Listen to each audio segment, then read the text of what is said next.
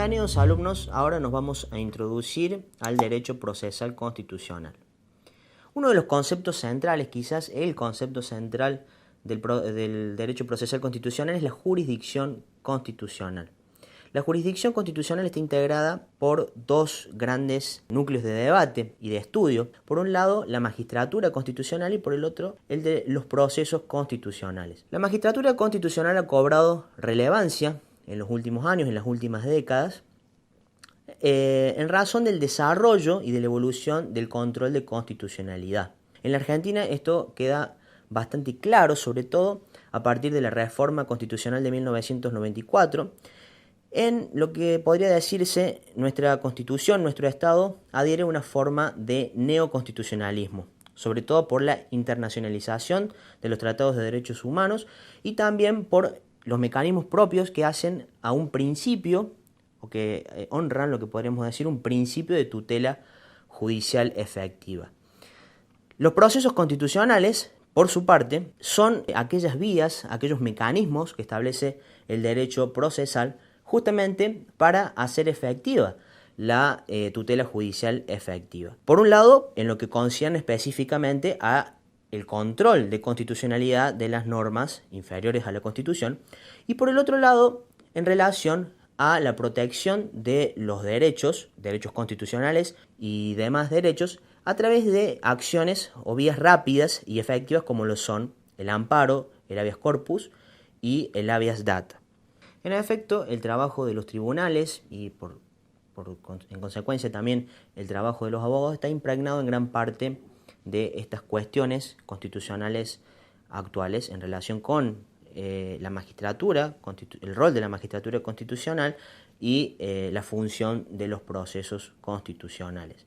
También habrán escuchado seguramente o habrán leído o visto en las redes sociales que la misma política muchas veces se judicializa. Esto a veces es referido de una manera peyorativa, a veces con buena intención, pero otras veces no. Pero lo importante es advertir, ¿no? Tomar una noción real de que muchas de las vivencias sociales, de las vivencias políticas, están vinculadas con cuestiones, con debates que se llevan ante los estrados judiciales en el marco de este paradigma de la magistratura constitucional y de la protección de los derechos a través de los procesos constitucionales. En algunos casos, incluso, se invoca ante los tribunales la lesión de derechos fundamentales, incluso no ya solamente en relación con los actos del Estado, sino también de los propios particulares.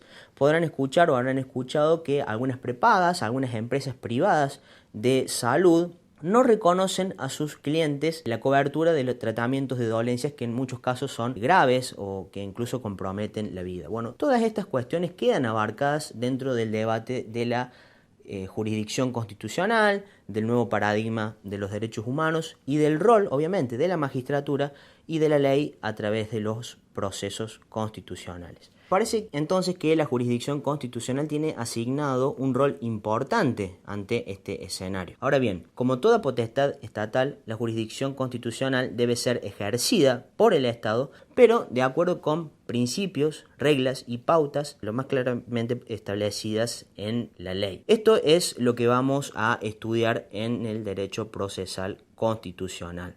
Estas pautas, estas reglas y estos principios legales que hacen al acceso a la jurisdicción constitucional.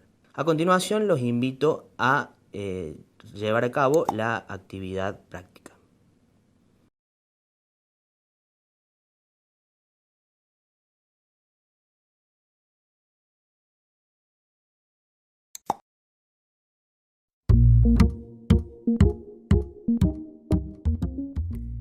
Muy bien, alumnos. La actividad consistía en ubicar correctamente las definiciones en la misma fila que el concepto al que cada una de ellas pertenecía. A continuación aparecerá en pantalla la definición que corresponde a uno de los conceptos más importantes del derecho procesal constitucional, la supremacía constitucional. Es destacable el hecho de que la definición cuenta con una referencia normativa, también muy importante, que es el artículo 31 de la Constitución argentina. Su valor jurídico yace, entre otras cosas, en que ha sido la principal fuente sobre la cual la doctrina constitucional ha basado los fundamentos del control de constitucionalidad.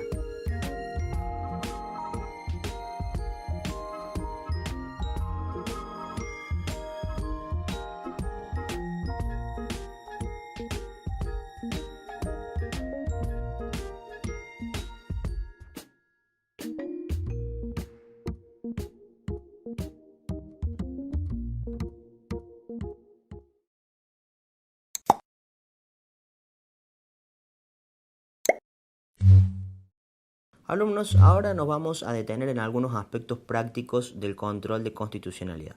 Nos vamos a detener fundamentalmente en el carácter difuso que en la Argentina tiene el control de constitucionalidad. Que el sistema de control de constitucionalidad en la Argentina sea difuso quiere decir que todos los tribunales que tienen reconocida la función jurisdiccional, esto es, desde la primera instancia en que se presenta un caso, hasta la última instancia posible en la Argentina, que es ante la Corte Suprema, pasando incluso por los tribunales de justicia y los tribunales superiores de justicia de las provincias, tienen reconocida la jurisdicción constitucional. En razón de ello, cada uno de estos tribunales puede decir, puede sostener, puede declarar más aún que una determinada norma o un determinado acto no es compatible con la Constitución. Esto parece claro, parece coherente, sobre todo desde el punto de vista, desde el criterio sentado por la Corte estadounidense en el fallo Marbury versus Madison, en el cual se considera que la Constitución es una ley superior, pero es una ley. Entonces, si el juez tiene la obligación de aplicar la ley en el caso concreto y la Constitución es una ley superior, todos los jueces como tales tienen la obligación de aplicar la Constitución y por lo tanto de declarar inválidas o inconstitucionales las normas que no se ajusten a ella. Desde luego, esta característica del control difuso debe ser combinada o debe ser adherida a otras características, como por ejemplo que en principio la inconstitucionalidad se declara en el caso concreto, con lo cual no hay una derogación general de la norma, sino que ella sigue vigente. Veamos un caso práctico para comprender sobre todo la cuestión del carácter difuso del control de constitucionalidad en la Argentina. Supongamos un caso contencioso administrativo. Puede ser un caso de otro fuero, del fuero civil, del fuero penal, pero pensemos en un caso contencioso administrativo. Supongamos que el administrado interpone una demanda contra la provincia de Córdoba porque ha dictado un determinado acto administrativo que se funda en una ley. Pongámosle como nombre ficticio la ley 99. El administrado además sostiene y solicita al juez que declare la inconstitucionalidad de la ley 99. No obstante, la Cámara Contencioso Administrativa en la primera instancia se niega o rechaza la petición del administrado y el administrado interpone el recurso que corresponde. Y el Tribunal Superior de Justicia le da la razón al administrado y sostiene que efectivamente la ley 99 es inconstitucional. La provincia de Córdoba en este caso le queda todavía la instancia de llevar el caso ante la Corte Suprema. Como podemos ver en todos estos supuestos, los distintos tribunales intervinientes han tenido la facultad, han tenido el poder y más aún el deber de declarar la inconstitucionalidad o no, pero al menos de valorar dicha inconstitucionalidad, esto es, de ejercer la jurisdicción constitucional. Hay otras características del control judicial de constitucionalidad en la Argentina que son objeto de evolución. Por ejemplo, la cuestión de si debe haber petición de parte interesada. Bueno, desde hace más de una década la Corte Suprema Argentina ha sostenido que procede la declaración de inconstitucionalidad de oficio, esto es, supongamos para el caso que acabamos de mencionar, no hubiera sido necesario que el administrado hubiera solicitado la declaración de inconstitucionalidad de la ley 99, sino que ello podría haberse efectuado por un razonamiento para el caso concreto efectuado por el juez. Los invito entonces a seguir estudiando las características propias del control de constitucionalidad y, mientras tanto, a resolver la actividad práctica.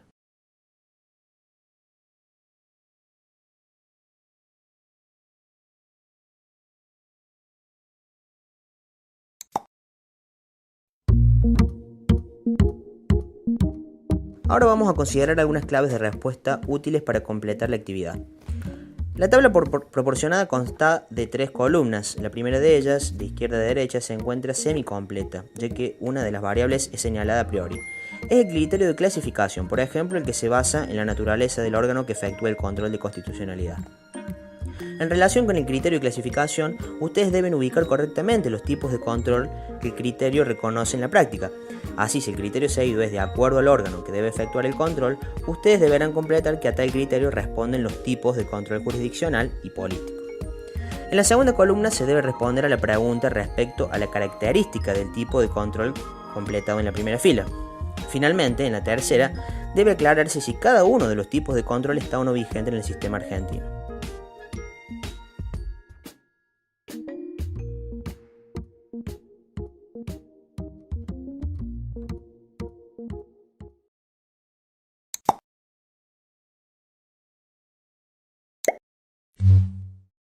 Alumnos, ahora nos vamos a detener en la regulación procesal constitucional del amparo y su funcionamiento en la práctica. Como hemos ya analizado, el amparo es muy característico, es una acción característica de este paradigma neoconstitucional en el cual cobra notoriedad el principio de la tutela judicial efectiva. Pues bien, el amparo lo que busca es efectivamente, como su adopción legal lo establece, una forma de lograr rápidamente y eficazmente la protección de un derecho. Sin detenernos demasiado en todos los presupuestos y las características que, como verán, están regulados en primer lugar en el artículo 43 de la Constitución Nacional, luego de la reforma del 94, pero incluso a partir de recepciones anteriores en las mismas constituciones provinciales. No nos vamos a meter en todas estas características en este momento, pero vamos a señalar algunas que tienen importancia práctica y que deben ser analizadas con un poco más de cuidado. En primer lugar, tenemos en cuenta que la acción de amparo es precisamente un acto jurídico procesal y es un poder de acción con que cuenta toda persona, como establece el artículo 43, ante la lesión o amenaza de un derecho. Pero hay otras dos características que establece la Constitución, o las constituciones provinciales y la ley misma de amparo, que están referidos a la idea de arbitrariedad e ilegalidad manifiesta. Vamos a analizar estas dos características a partir de un caso que es bastante singular, pero que nos va a permitir ver de qué manera se presentan estas características o de qué manera el juez evalúa estas características. En pantalla vamos a ver un artículo periodístico que relata el caso de una madre que interpone una acción de amparo en representación de su hija, que había sido desaprobada en un examen en un colegio secundario. La madre había alegado que la escuela no le había proporcionado a su hija los programas adecuados para rendir, con lo cual la escuela había vulnerado el derecho constitucional básico a aprender. El amparo fue rechazado. La jueza consideró que no hubo arbitrariedad manifiesta en el actuar, en este caso, de la escuela. Como sabemos, en todo caso judicial, en la mayoría de los casos judiciales, lo que debe hacer el juez es subsumir los hechos en la norma. Para ello debe determinar los hechos que han acaecido y en el caso particular del amparo, evaluar si ellos se incluyen dentro o forman parte, constituyen los presupuestos que exige la ley para que proceda el amparo. Entonces pensemos nuevamente en la idea de ilegalidad manifiesta. ¿Hubo ilegalidad manifiesta por parte de la escuela? Bueno, podría haberla habido. Supongamos que la escuela efectivamente cambió intempestivamente programas, con lo cual de alguna manera no cumplió con el propio reglamento que establece la escuela, que establece el ministerio o las dependencias del ministerio a estos efectos. En cambio, sí es un poco más problemática la idea de irrazonabilidad.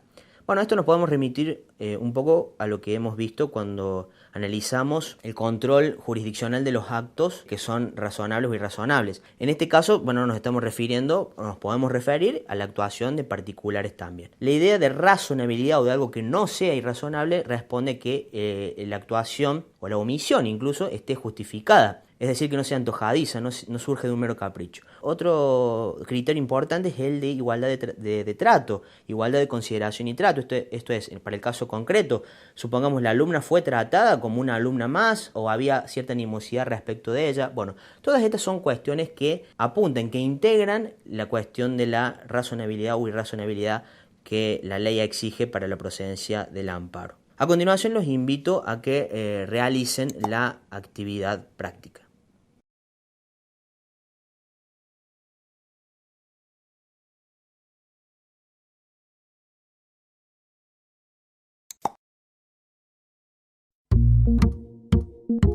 Ahora, alumnos, voy a compartirles algunas claves de resolución de la actividad. Pensemos que cada uno de los requisitos exigidos por las principales normas aplicables, como el artículo 43 de la Constitución Nacional, tienen una justificación. Porque el amparo es una acción y no, como suele decirse erróneamente a veces, un recurso. Pero también, de acuerdo a su naturaleza procesal, cada uno de los requisitos están establecidos por alguna norma legal. Veamos un ejemplo de justificación. El amparo procede siempre que no exista otro medio judicial más idóneo, en tanto no será admisible cuando existen recursos o remedios judiciales o administrativos que permitan obtener la protección del derecho o garantía constitucional de que se trate.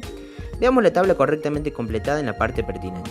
Ahora vamos a la referencia normativa, que es la base legal de tal exigencia.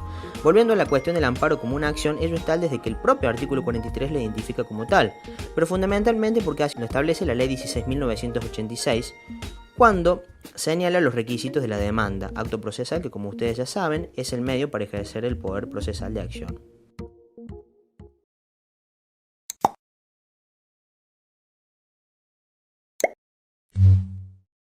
Alumnos, vamos a continuar con el estudio del amparo, pero esta vez lo vamos a enfocar en su relación con los derechos de incidencia colectiva. El artículo 43 de la Constitución Nacional, que como ya sabrán es el que regula a nivel de la Ley Suprema, de la Carta Magna, el Instituto del Amparo reconoce expresamente la protección de los derechos de incidencia colectiva a través del amparo.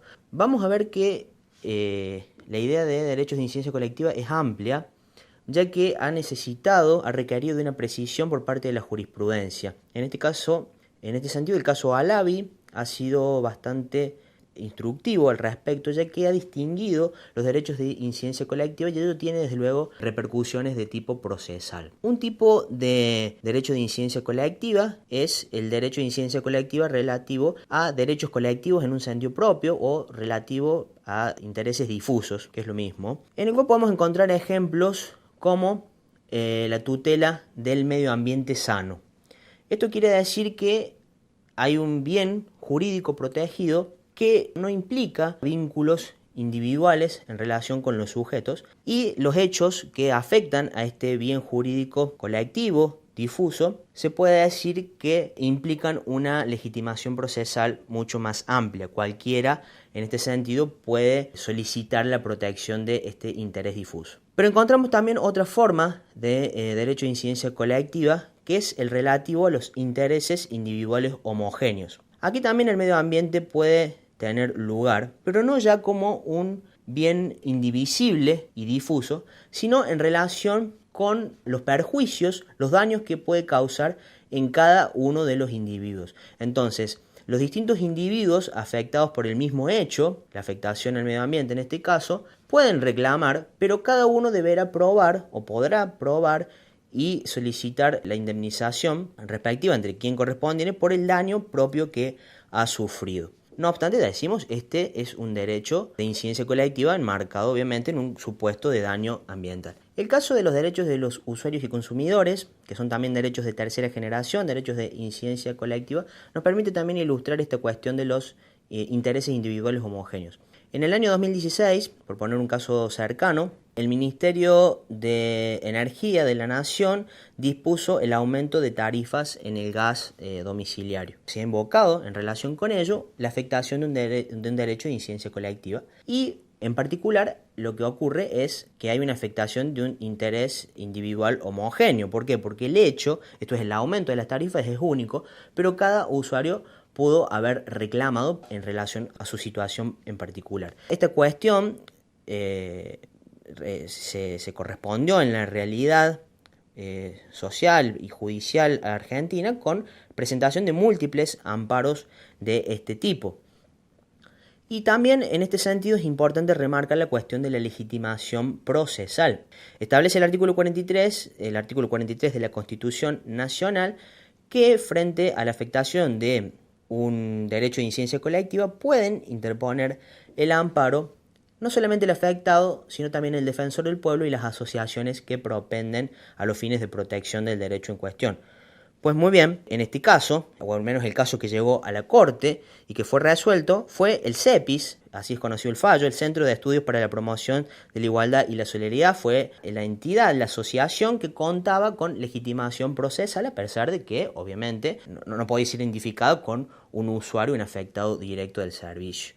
Bueno, esta es una forma de comprender también cómo funciona la legitimación procesal en el amparo. Esto es la legitimación para interponer un amparo en estos casos puntuales de derechos de incidencia colectiva.